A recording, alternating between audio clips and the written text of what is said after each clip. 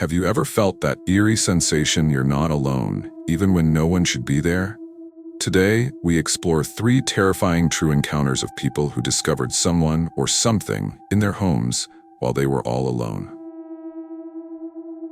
Lucas was 12 years old when his parents decided he was finally old enough to stay home alone for the first time. He felt a surge of excitement and pride. No more babysitters, just him, the house, and absolute freedom. When the night came, Lucas cheerfully waved goodbye to his parents and locked the door securely behind them. The quietness of the empty house felt comforting at first. He walked through the darkened hallway into the brightly lit kitchen, grabbing popcorn and soda from the fridge. Lucas hummed to himself, delighted by his newfound independence, and settled into the comfy couch to watch cartoons. Time flew by as Lucas became engrossed in the television, laughing loudly at the goofy antics on screen. But suddenly, amidst his laughter, Lucas thought he heard a peculiar noise. He paused, holding his breath and muting the TV. It was faint, but distinct, a creaking sound coming from the basement door. Lucas brushed it off initially, assuming it was simply the old house shifting. He turned the volume back up, but found himself distracted. Another creak echoed clearly, louder than before. He reluctantly stood up and tiptoed closer to the basement door, curiosity tinged with unease. Standing just inches from the door, Lucas strained his ears, heart pounding gently. Silence greeted him, thick and unnerving. He reached for the door handle but hesitated. His instincts screamed at him not to open the door. Shrugging, Lucas decided it was his imagination, backing away slowly. Returning to the couch, Lucas tried to focus on his cartoons, but his thoughts were restless. Suddenly, the basement door's handle began turning slowly, creaking audibly.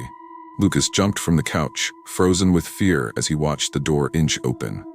A pale, bony hand slipped out first, followed by wide, dark eyes staring directly at him. Lucas screamed and bolted towards the front door, fumbling desperately with the lock. He heard rapid footsteps behind him, cold breath brushing against the back of his neck. The door flew open just as a hand grazed his shoulder.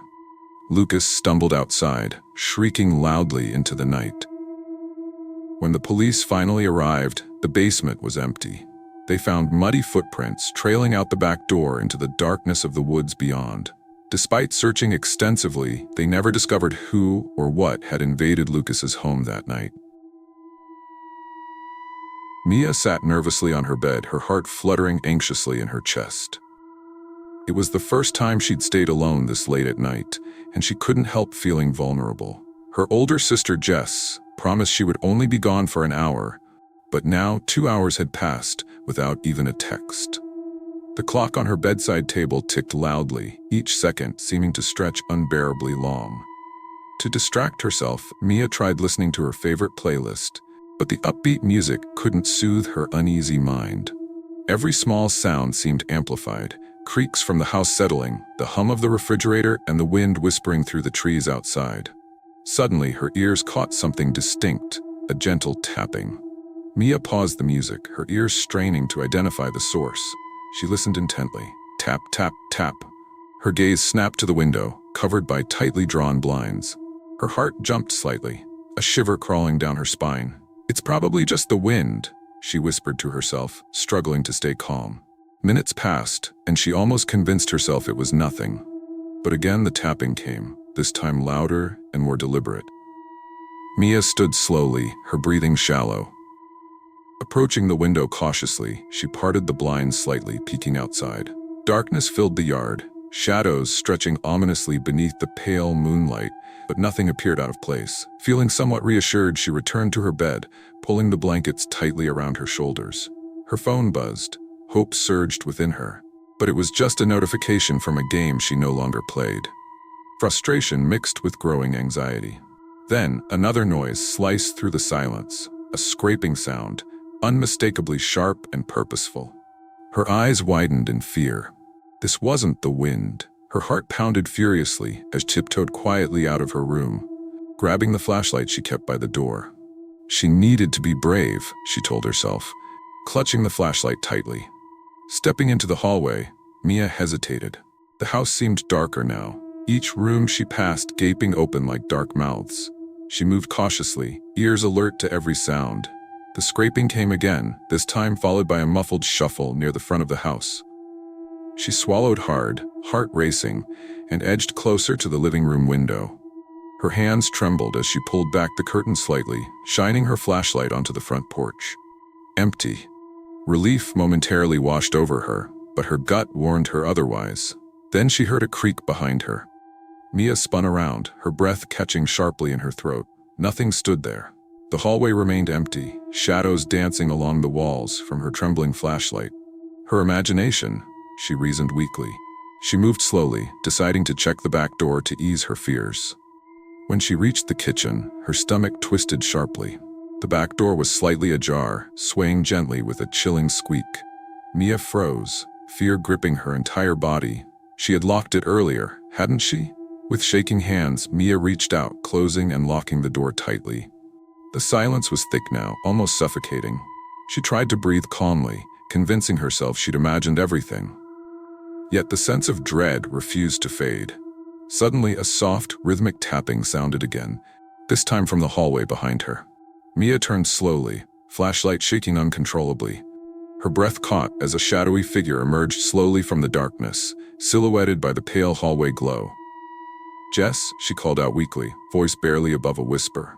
There was no reply, only silence as the figure stepped forward again, still shrouded in darkness.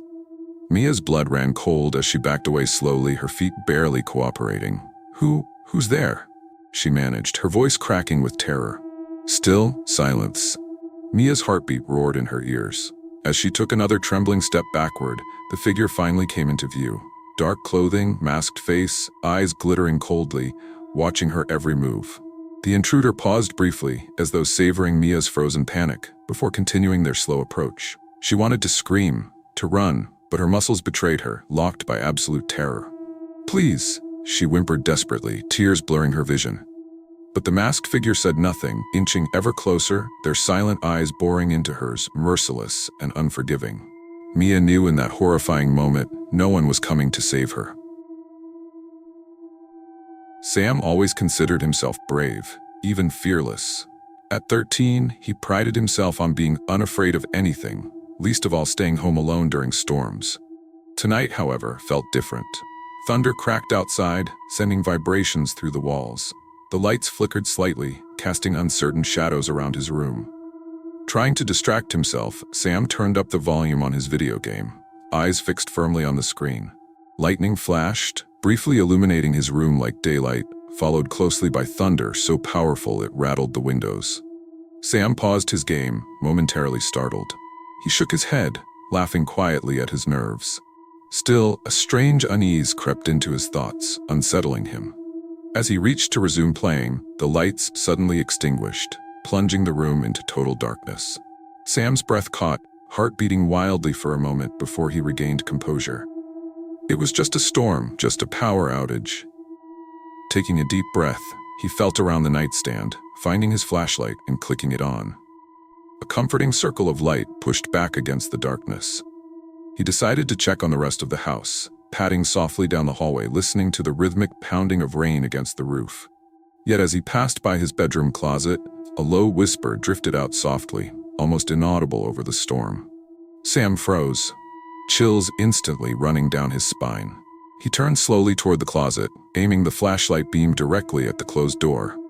Holding his breath, Sam stepped forward carefully, convincing himself he imagined the noise. But again, the whisper hissed gently through the wood, clearer this time. "Come closer." His body stiffened, feet unwilling to move. A deep dread washed over him, battling fiercely with his curiosity. He shone the flashlight around nervously, shadows jumping erratically along the walls. Maybe it was just the wind, he told himself, though doubt crept into his reasoning. Suddenly, a soft thud echoed from within the closet, causing Sam to jump back sharply.